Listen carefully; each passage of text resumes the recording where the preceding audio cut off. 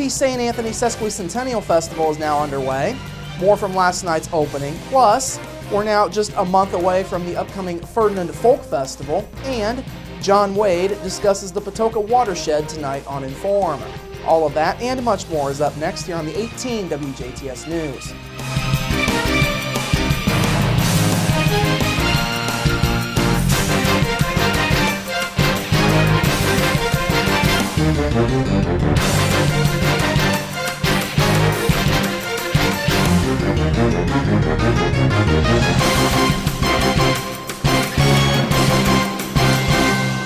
Hello, I'm Bradford Raths. We begin tonight with the opening of the St. Anthony Sesquicentennial Festival.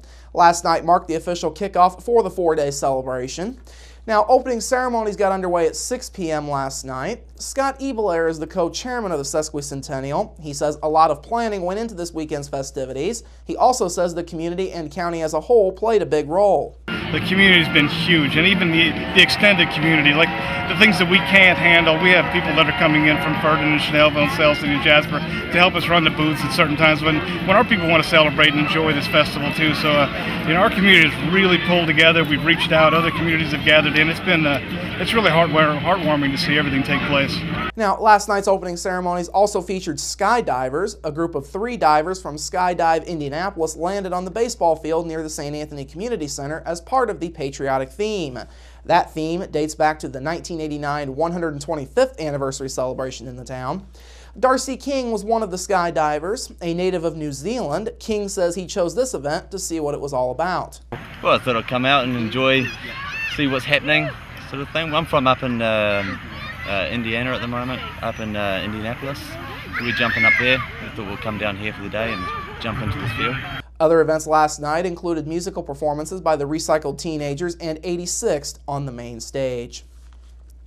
Contracts have now been awarded for a new hangar project at the Huntingburg Airport. During a special meeting yesterday, the DuBois County Airport Authority awarded more than $625,000 of bids. The new hangar is expected to house up to 10 planes. Evansville-based WB Kester Construction was chosen by the board to do site preparation. That part of the project is expected to cost more than $318,000. Meanwhile, Jasper Lumber was chosen to build the hangar and install snow and ice guards. Their bid came in at more than $305,000, with an additional $2,700 set aside for the snow guards. Now, 5 bids in all were entered for this project. 3 were Division A bids, while 2 were in Division B.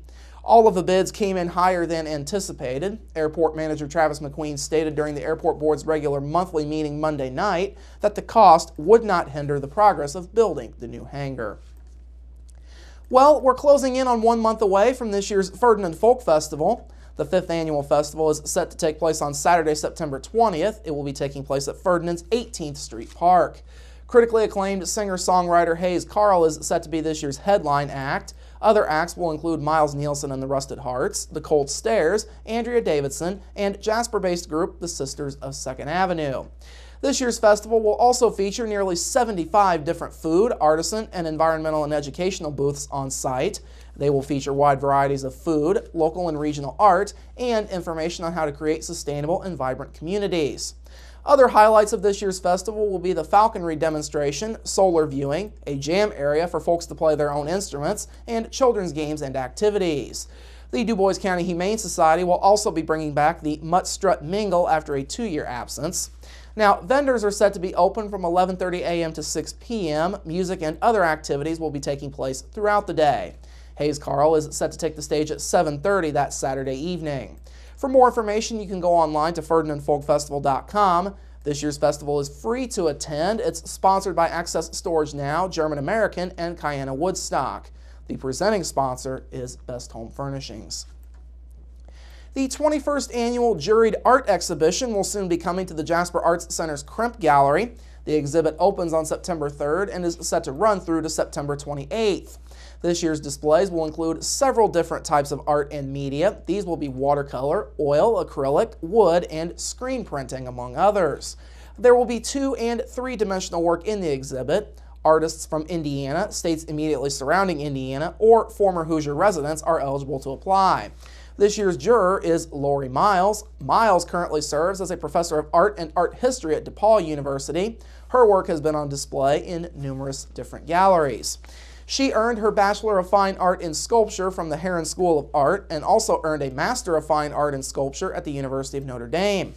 Now, several local artists will also be among those displaying their work. These include Laura Pommier and Beth Schnellenberger, both of Jasper, Sally Schmidt of Huntingburg, Curtis Ebelair of Ferdinand, Kezia Kolb of St. Meinrad, and Stacy Gran Wilson of French Lick.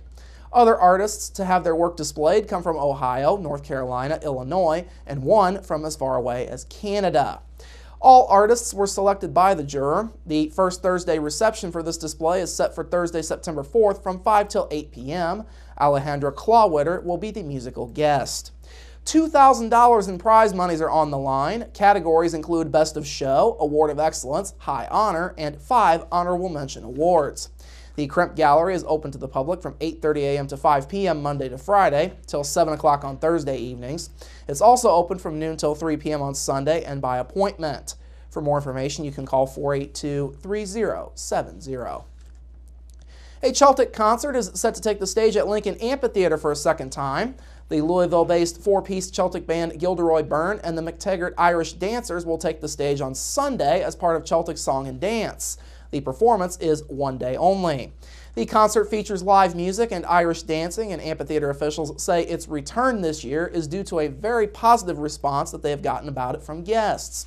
Tickets are available for the show. They are $15 for guests aged 7 and older. Children aged 6 and under get in for $6. Now, folks will be able to save $3 per person, excluding kids pricing, if reservations are made either via telephone or tickets are bought online at least 2 hours prior to showtime. Lincoln Amphitheater will be making pork chop meals available as part of the show. Those are optional and are available at additional cost to anyone who buys Celtic Song and Dance tickets at least 3 days ahead of time. The meals are catered by the Chateau Restaurant. For more information, you can call 800-264-4ABE. You can also go online to lincolnamphitheater.org. Turning to state headlines, State Attorney General Greg Zeller is now urging folks to sign up for the state's Do Not Call list in the wake of recent scams. Zeller's office says there has been a large increase in the number of telephone credit scams. Those scams, known as Rachel calls, often claim to offer lower interest rates and other credit-related services for an upfront fee. Zeller says his office has also received numerous complaints about caller ID spoofing, where scammers falsify their number to make it look like a local number. Now, the next deadline to register on the list is this upcoming Tuesday, August 19th. You can register residential landlines, cell phones, VoIP, or prepaid wireless numbers. You don't need to re-register if you put your name on the list in the past, unless you've changed addresses since you last registered. To sign up or to confirm that your number is on the Do Not Call list, you can call 1-888-834-9969, or you can go online to indianaconsumer.com. Now, as you'll recall, several of those scams have actually hit our area in recent weeks. Jasper Municipal Utilities had issues with a caller ID spoof last month, and German American Bank has also been hit several times by scammers. The most recent of those incidents was early this week. New Indiana Supreme Court Chief Justice Loretta Rush will be sworn in on Monday, 2 weeks after her selection as the state's first female Chief Justice. Current Chief Justice Brent Dixon announced the swearing-in event yesterday for Rush, who was originally chosen on August 6th to succeed him.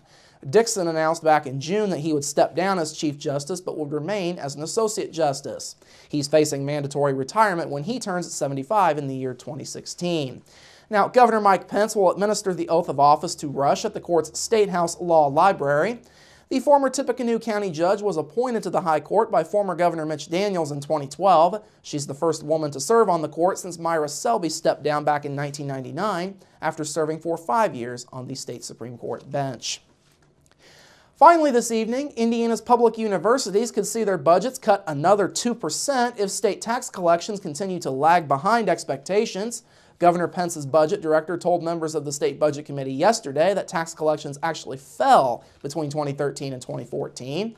He says that unless they meet expectations for 2015, universities across the state will have to cut roughly $27.5 million. Budget Director Brian Bailey says the state's universities will still see a net increase in funding because of spending approved in the state's 2014-2015 budget. Cuts to the state budget made by the governor have continued as Indiana's economy slowly improves. Bailey noted that other agencies have faced those cuts as the state's K-12 education system was spared.